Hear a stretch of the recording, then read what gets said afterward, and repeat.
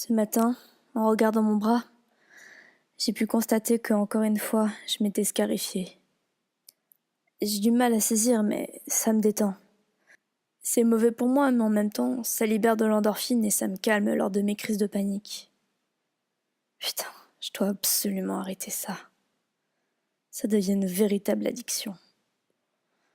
À chaque fois que je regarde un cutter, la tentation est tellement forte. Ah, j'en peux plus. J'en peux plus. Je supporte plus toute cette angoisse qui me ronge les tripes. Je vais devenir complètement folle. Entre cette voix qui me parle constamment, Jonathan qui m'envoie tout le temps des messages et Anna. Maria, pourquoi ? Pourquoi tu m'as laissé tomber toi aussi ? C'est pas possible, c'est un cauchemar. Je suis déjà morte et je suis en train de mourir de l'intérieur. C'est pas possible. Jody, ma chérie, c'est toi qui dois les tuer en premier. Lui, Anna, ainsi que toutes ses amies. Tout ira tellement mieux une fois que tu seras débarrassé d'eux. Imagine-les à tes genoux en train de te souiller. Imagine tes mains souillées de leurs entrailles. Imagine! C'est Maria.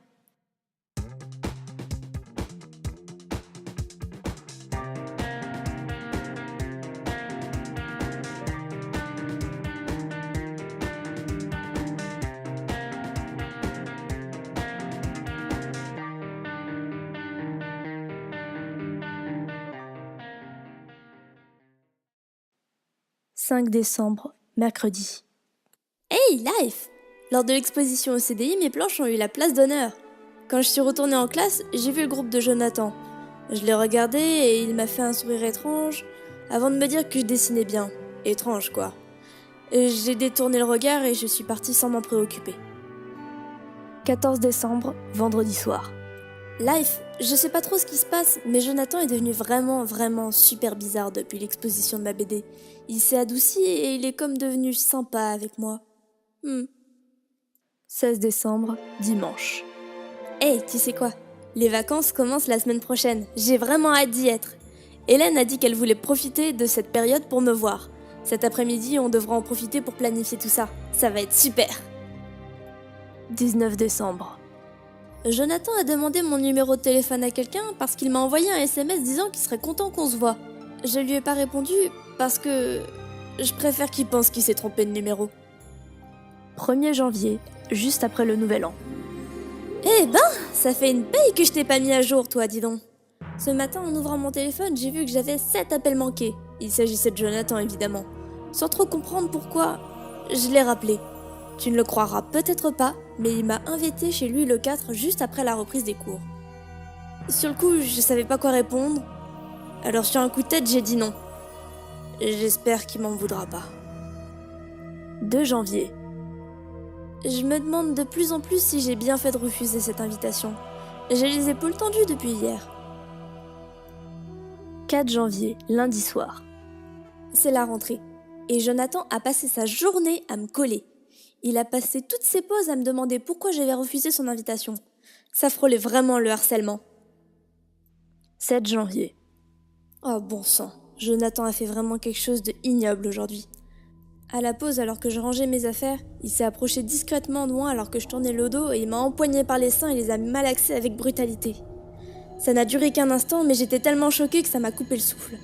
Après m'avoir lâché, je me suis tournée vers lui consternée et il m'a dit que c'était pas terrible. J'ai mal à la poitrine. 12 février. Ah là là, décidément, je te laisse beaucoup trop de côté, mon pauvre petit Life. Pardonne ta méchante propriétaire. Mais en même temps, il s'est passé tellement de choses depuis la dernière fois. Dans un premier temps, laisse-moi te parler de Hélène. Pendant les vacances d'hiver, nous nous étions beaucoup rapprochés et maintenant j'en suis sûre, nous ne nous quitterons jamais. En réalité, elle est beaucoup plus sympa qu'elle en avait l'air au début. Anna, en revanche, a arrêté de me parler définitivement. Je sais vraiment pas pourquoi, et j'avoue que quoi qu'il en soit, elle m'a pas rendu un de mes livres que je lui avais prêté. J'aimerais vraiment le récupérer. Jonathan, quant à lui, a continué son petit manège de harcèlement. Dès que les gens ont le dos tourné, il se permet de m'écraser les seins entre ses mains. J'ai peur de dire quelque chose. C'est la honte et personne ne me croirait, alors je le laisse faire. De toute façon, je suis trop petite et trop faible pour le battre.